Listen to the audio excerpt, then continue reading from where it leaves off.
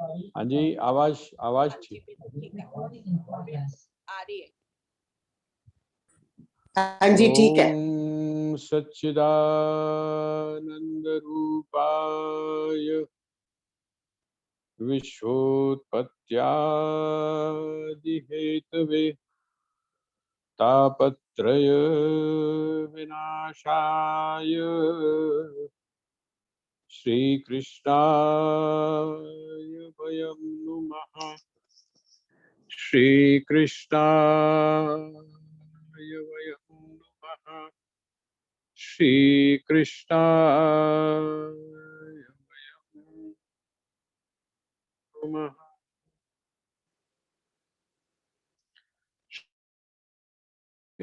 इस स्वाध्याय सत्र में आप सभी का हार्दिक स्वागत है। हम लोग भगवान श्री कृष्ण के द्वारा दिया जा रहा जो उत्तर है उसकी हम चर्चा कर रहे हैं। जैसा मैंने आपसे निवेदन किया था कि ये जो प्रश्न अर्जुन ने पूछा है ये एक निमित्त तो बन सकता है, और वो निमित्त क्या है, वो हम सभी का है। जिसको हम बोलते हैं ना कि प्रत्येक जो जीव है, खास करके जो मनुष्य के रूप में यहाँ पर आया है, उसका प्रत्येक का ये प्रश्न है। हम बार बार जब भी आप महापुरुषों से मिलते हैं, बार बार जब भी आप कहीं साधना में जाते हैं, तो आपके मन में ये आता है जी बड़ी कोशिश करते हैं लेकिन मन जो है वो टिकता नहीं। और ये आपका व्यक्तिगत अनुभव काफी समय से चल रहा है। मन टिकता नहीं है, ये प्रश्न हम लोग करते हैं, उसी का भगवान ने उत्तर दिया कि मन क्यों नहीं टिकता है। तो दो बातें भगवान ने आपको बताई कि ये जो आप कहते हैं मन टिकता नहीं है, इसका मतलब आपने कहीं ना कहीं सुना है या कहीं ना कहीं आपने देखा है कि किसी का मन टिका है। चाहे आपने किसी महापुरुष के जीवन में देखा हो, चाहे आपने अपने आसपास अर्थात अपने गुरु भाइयों में, अपनी गुरु बहनों में देखा हो, या हो सकता है आपने किसी ऐसे सत्संगी को अपने जीवन में देखा हो जो पहले कुछ और था और एकदम उसके अंदर बहुत जबरदस्त परिवर्तन हुआ, बहुत जबरदस्त बदलाव हुआ। इसका मतलब कहीं ना कोई चीज आपके सामने है, और आप इसीलिए कह रहे हैं कि उसका मन तो टिक गया लेकिन मेरा मन नहीं टिकता है। ये जो आप बार बार ये कह रहे हैं कि संयम करो, मन को टिकाओ, मन में स्थिरता हो, ये स्थिर कैसे हो? तो क्या क्या क्या उसका कोई तरीका है, क्या उसकी कोई प्रक्रिया है? भगवान कहते हैं हाँ है। और उसके उन्होंने दो चीजें आपको बताई, एक है अभ्यास और दूसरा है वैराग्य। अभ्यास का जो संबंध है वो आपके शरीर के साथ में, मतलब जिसको हम बोल सकते हैं स्थूल है। क्योंकि आपने देखा होगा जब भी आप कहीं जाते हैं तो आपका मूड चेंज होता है। जब भी आप अब पार्टी में आप जा रहे हैं तो आप कुछ और होते हैं, सत्संग में आप जाते हैं तो आप कुछ और होते हैं, अपनों के बीच में आप बैठे होते हैं तो आप कुछ और होते हैं, और कहीं फॉर्मल अगर आप जाते हैं तो कुछ और होते हैं। वो जो एक एनवायरनमेंट है, वो एनवायरनमेंट आपके ऊपर प्रभाव डालता है, और वो जो एनवायरनमेंट है, वो जो आपके ऊपर प्रभाव डाल रहा है, उसी से जुड़ा हुआ है, जिसको हम अभ्यास बोलते हैं।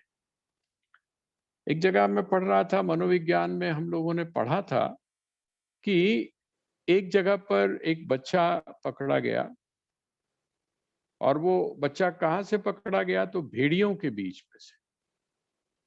भेड़िए उसको उठाकर ले गए थे, उस बच्चे को। कभी कभी कुछ घटनाएं इस तरह की होती हैं जो बिल्कुल, जिसको सामान्य रूप में आपका जो तर्क है, आपकी जो बुद्धि है, वो स्वीकार नहीं करती है, लेकिन उससे कोई अंतर नहीं पड़ता, वो घटनाएं होती हैं और वो सच्ची होती। उसको वो भेड़िया जो थे, भेड़िए उठा के ले गए, और जब ले गए और एक दिन लोगों की नजर पड़ी कि यह है तो मनुष्य का बच्चा, अर्थात मनुष्य है, लेकिन ये चलता चार हाथों और पैरों से, जैसे वो चलते हैं। उन्होंने किसी तरीके से उसको पकड़ा, और पकड़ने के बाद में उसको कोई भाषा नहीं आती थी, वो कुछ बोल नहीं सकता था। वो भी उन भेड़ियों की तरह ही गुर्राता था, जैसे भेड़िए गुर्राते हैं, जैसे भेड़िए बात करते हैं, उनकी भी एक अपनी भाषा होती है। तो वो उसी भाषा में बात करता था, उसको हमारी और आपकी तरह किसी भी भाषा का ज्ञान नहीं था। तो वहां आता है वो जो उदाहरण है, उसमें जिस समय उसको एनालिसिस किया गया, तो उसको उन्होंने उसका नाम रख दिया राम। और राम जब रख दिया, अब उसको वो कोशिश करवा रहे हैं बच्चे को कि वो राम जो नाम है वो लेना सीख जाए, कम से कम इतना एक शब्द तो सीखे। 5-6 महीने वो रहा वहां पर, और वो उसको राम जो शब्द है वो उसको नहीं सिखा पाया। मतलब उसका जो अपना नाम है, कि उससे कोई पूछे कि भाई तुम्हारा नाम क्या है, तो वो कहे मेरा नाम राम है, या कोई भी नाम आप उसका रख सकते हैं। बाद में जिस समय 6 महीने के बाद, 7 महीने के बाद में उसकी मृत्यु हो गई, तो एनालाइज ये किया गया कि उसके पीछे उसकी मृत्यु का जो कारण था वो ये था कि ये जो उसकी जो आदतें पड़ी हुई थी, उस आदतों को खत्म करने के लिए, वो जो कुछ उसने सीखा था, उस सीखे हुए को खत्म करने के लिए ये जो बार बार प्रयास किया जा रहा था, वो उसको एक्सेप्ट नहीं कर पाया और उसकी मौत हुई।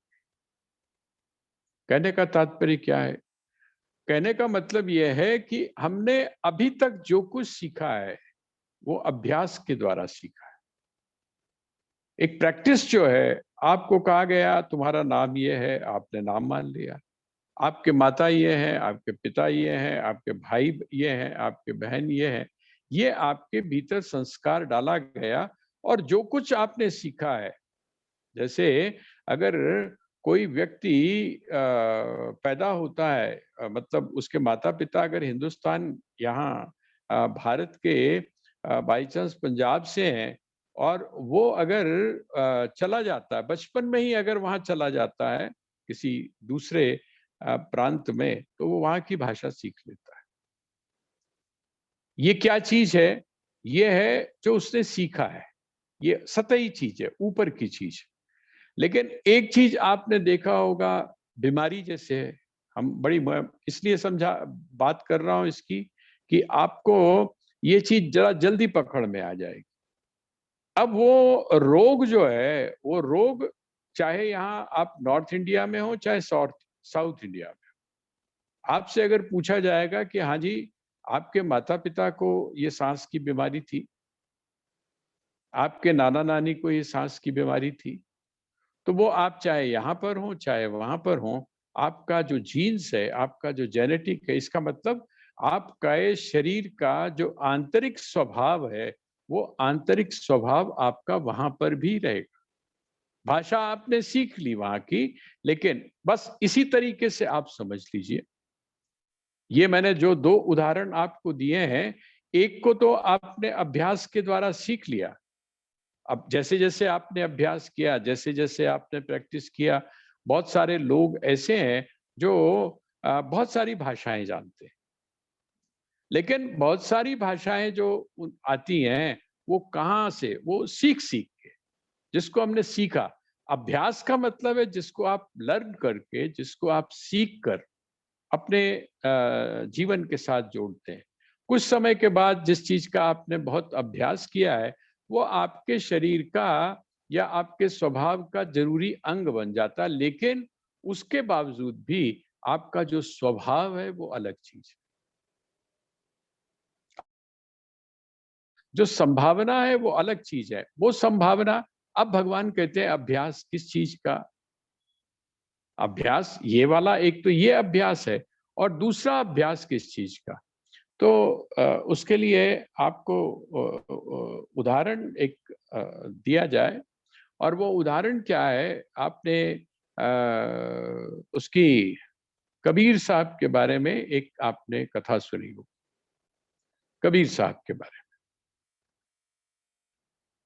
कौन सा है ये? वैराग्य।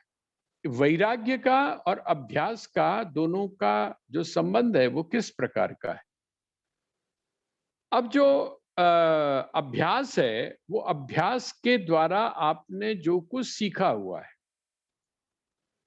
अभ्यास के द्वारा आपने जो कुछ सीखा हुआ है, उसको यदि आपने भुलाना है तो आपको क्या करना पड़ता है? कोई भी चीज, जैसे आप कहते हैं बुरी आदत, हम एक मोटी सी बात ले लेते हैं, बुरी आदत। अब आपने अगर बुरी आदत अपनी खत्म करनी है तो आपको क्या करना पड़ता है? आपको अच्छी आदत डालनी पड़ती है। बुरी आदत को समाप्त करने के लिए आपको अच्छी आदत डालनी पड़ती है। अगर आप सुबह नहीं उठते हैं और आपको लगता है कि अगर मैं सुबह नहीं उठता हूं तो मैं बहुत बड़ा समय की दृष्टि से नुकसान कर रहा हूं, तो उसको खत्म करने के लिए आपको क्या करना पड़ता है? एक दूसरी आदत डालनी पड़ती है। इसका मतलब क्या हुआ? अभ्यास किस चीज का? अभ्यास इस बात का कि अभी तक हमने जो कुछ सीखा है उससे तो भाई हमको कुछ मिला नहीं। आपने क्या सीखा? आपने गुस्सा करना सीखा, आपने गुस्सा करना सीखा, आपने चालाकी करनी सीखी, आपने दूसरों को ठगना सीखा, आपने ये सीखा कि भाई सीधी तरीके से जीवन चलता नहीं है। जब तक आप उँगली नहीं टेढ़ी करेंगे, तब तक डब्बे में से घी नहीं निकलेगा। ये सब चीजें हमने सीखी। और ये जो हमने सीखी है, ये क्या है? ये आपको परमात्मा से दूर ले जाती है। ये आपको शांति से दूर ले जाती है। अब इसको अगर आपने ठीक करना है, इसको अगर आप सही करना चाहते हैं, अर्थात इन आदतों से यदि अपने आप को मुक्त करना चाहते हैं, तो ये आदतें आपको जिस तरीके से लगी हैं, अर्थात ये आदतें जिस तरह से आपके व्यक्तित्व के साथ जुड़ी हैं, आपको क्या करना पड़ेगा? उससे विपरीत आदतें डालनी पड़ेगी। तभी तो आप इन आदतों से छूट पाएंगे। इसका मतलब क्या है? इसका मतलब यह है कि बहुत कुछ ऐसा है। अभ्यास का अर्थ, जैसा एक तो मोटे तौर पे तो वही है कि आप बैठें, और जब आप बैठते हैं, मैं तो कहता हूं जब आप बैठने के लिए जाते हैं। हमारे यहाँ एक बड़ी अच्छी परंपरा है। वो मान्यता बड़ी गजब की है। अब समझ में आती है।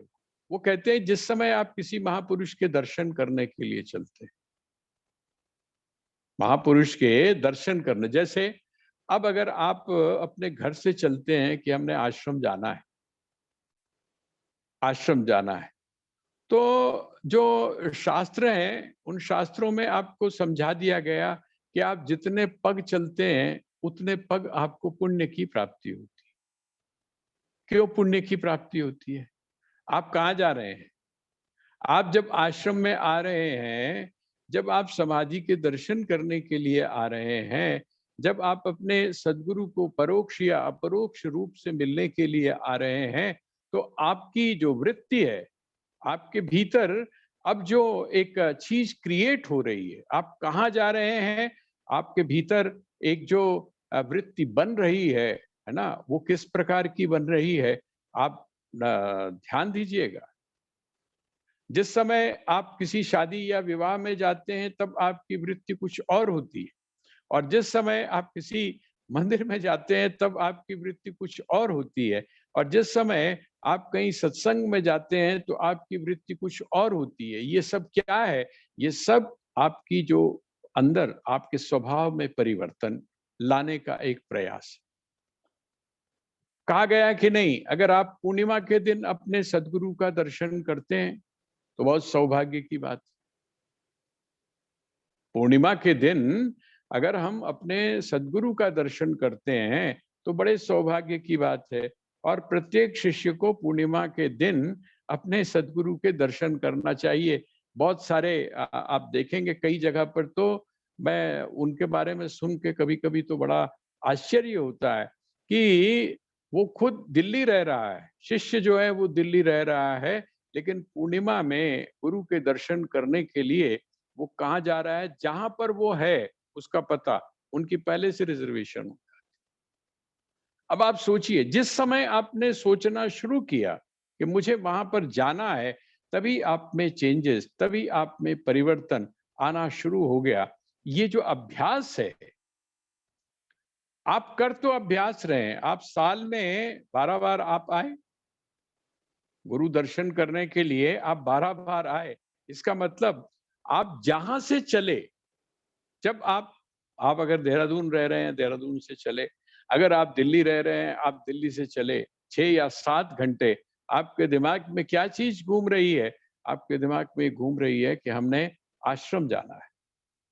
आपके दिमाग में ये चीज घूम रही है कि मैंने गुरु के दर्शन करने के लिए जाना है।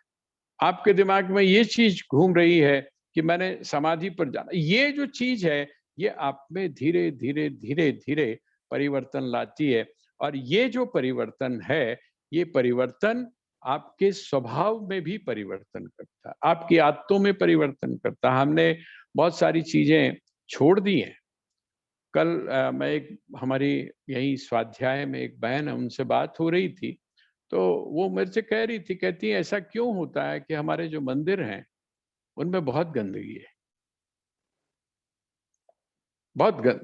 सफाई का जो एक एटीट्यूड होता है, सफाई का जो एक ज्ञान होता है, वो हमारे यहाँ नहीं।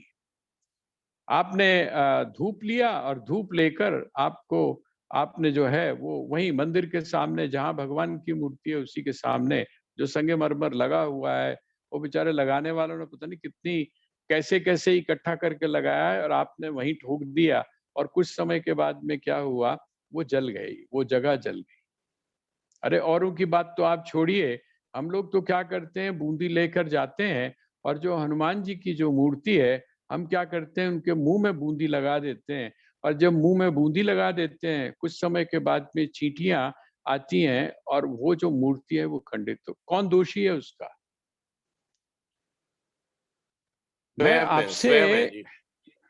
हाँ, मैं आपसे यही निवेदन करना चाह रहा हूँ कि आप जब तीर्थ स्थान पर जाते हैं, आप जिस समय मंदिर पर जाते हैं, आप अगर उस भावना से जाएं जिसकी तरफ मैंने कल आपका संग शॉर्टकट नहीं, कोई शॉर्टकट नहीं।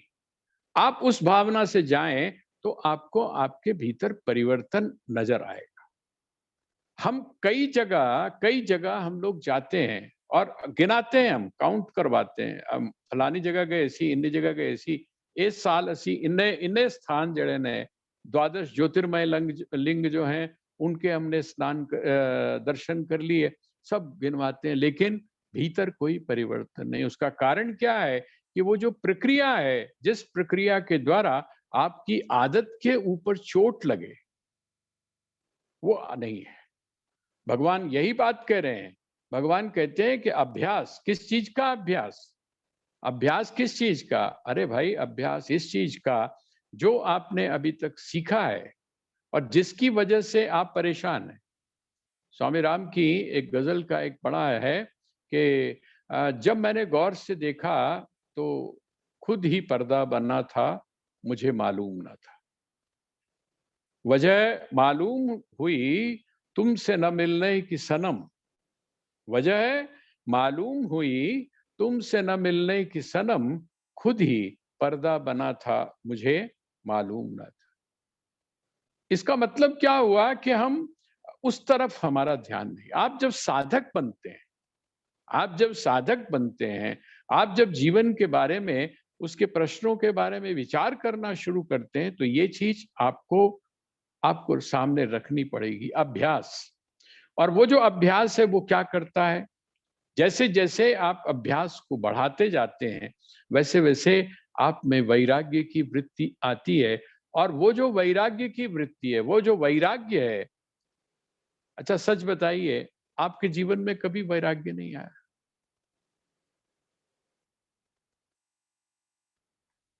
टेम्परेरी कौन आता सा है। व्यक्ति? हाँ हाँ, बस बस यही बात समझने की है। प्रत्येक व्यक्ति के जीवन में वैराग्य आता है। आप कभी श्मशान में, उसको श्मशान वैराग्य बोलते हैं। अब ये जो वैराग्य है, जिस वैराग्य की बात भगवान यहाँ पर कर रहे हैं, वो कौन सा है? वो कहते हैं वो जो वैराग्य आपको आया है, वो जो वैराग्य, अब वो पकड़कर आप बैठ जाओ। वो जो है भाई, आप सारी जगह बोलते हो, आप किचन में जाते हो तो आप एक चावल निकालते हो और चावल निकाल के आपको अंदाजा लग जाता है कि चावल पक गए हैं कि नहीं पक गए हैं। सारे चावल तो नहीं देखते ना आप एक एक करके, कि ये पता नहीं शायद पक गया होगा, दूसरा पता नहीं पका है कि नहीं पका है, तीसरा पता नहीं पका है। तो वो तो फिर पता चला आप 3-4 दिन तक आप चावल ही परीक्षित करते रहे और कुछ उसके बाद में क्या हुआ, वो चावल ना तो चावल रहा ना खिचड़ी बना, वो आपके लिए वो चिपकाने वाली जो लेई होती है उसका काम आ गया। लेकिन ऐसा नहीं है। हम जो नियम यहाँ पर लगाते हैं वही नियम हम अपने जीवन के बारे में क्यों? वैराग्य का अर्थ क्या है? जब आप अभ्यास करते हैं, एक ये दूसरा पहलू है। दूसरा पहलू ये है कि वैराग्य आपके जीवन में जो आया, आपको ये बात समझ में आ गई। जैसे आप, कोई किसी की डेथ होती है, हम लोग जाते हैं, है ना? और वहां पर हम जिस समय संवेदना प्रकट करते हैं, शोक करते हैं, बड़ा दुख हुआ जी, पहले तो हमने बोल दिया बड़ा। कभी आप ये जो हम लोग आपस में बातचीत करते हैं ना, इसकी कभी गहराई में आप जाकर देखिए।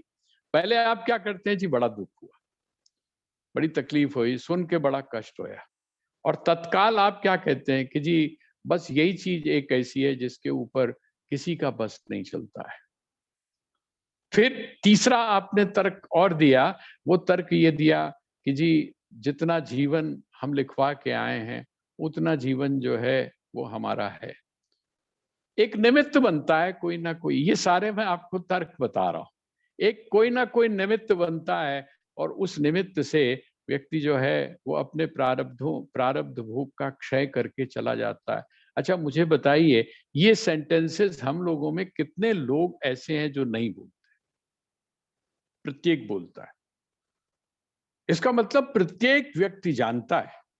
लेकिन जैसा, जिसको हम श्मशान वैराग्य बोलते हैं, कबीर साहब की मैं जो चर्चा आपके सामने कर रहा था, वैराग्य का अर्थ वो है, अभ्यास जिस समय आप करते हैं, अभ्यास का मतलब क्या है? अभ्यास करते करते करते अब जो मौका मुझे मिला, अब जो मुझे मौका मिला, उसको मैं अपने हाथ से जाने नहीं दूंगा, उसको मैं आत्मसात कर लूंगा, उसको मैं अपने जीवन के साथ में जोड़ लूंगा। और वो कौन सा है? आपने सुना होगा कि कोई व्यक्ति जो था वो कबीर साहब को मिलने के लिए गया। कबीर साहब को उसने कभी देखा नहीं था। कैसे पहचाने कबीर साहब को? पता किया कबीर साहब कहाँ हैं? कहते जी किसी की मिट्टी में गए हुए हैं। किस में गए हुए हैं? मिट्टी में गए हुए।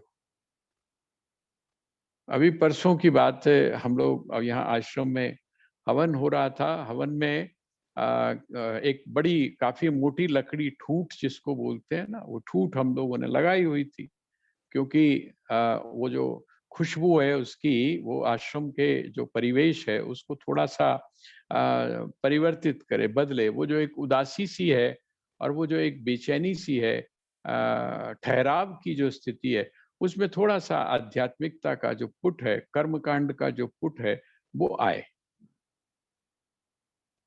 इसलिए ये एक मौका था कि हम भगवान से ये भी प्रार्थना करें कि सब सुखी रहें। है दुख जो है वो हम देखते हैं, महसूस करते हैं, और बस जिसको बोलते हैं मसोस के अपने मन के अंदर रह जाते हैं, क्योंकि हमारे वश में और कुछ होता नहीं है, सिर्फ परमात्मा को प्रार्थना करने की। तो इसलिए अगले दिन जब हम गए, अगले दिन फिर जब हम सुबह हवन करने के लिए गए, तो वो जो ठूंठ था, वो जो बिल्कुल हमने यज्ञ की जो हवन जहां हम कर रहे थे, वो जो स्थान था, उस स्थान पर यज्ञ कुंड में जहां पर हमने रखा हुआ था, अगले दिन हम जब गए तो वहां पर क्या था? वहां सिर्फ राख ही राख। तो हम आपस में बात कर रहे थे। मैंने कहा देखो, कोई भी चीज जब जलती है, चाहे वो हमारा शरीर हो, चाहे आपका मकान हो, चाहे कितना बड़ा अरण्य अर्थात जंगल हो, जिस समय जल जाता है तो वो कितना रह जाता है? थोड़ा सा। वो बहादुर शाह जफर की एक बड़ी मशहूर गजल है ना? कितना है बदनसीब जफर,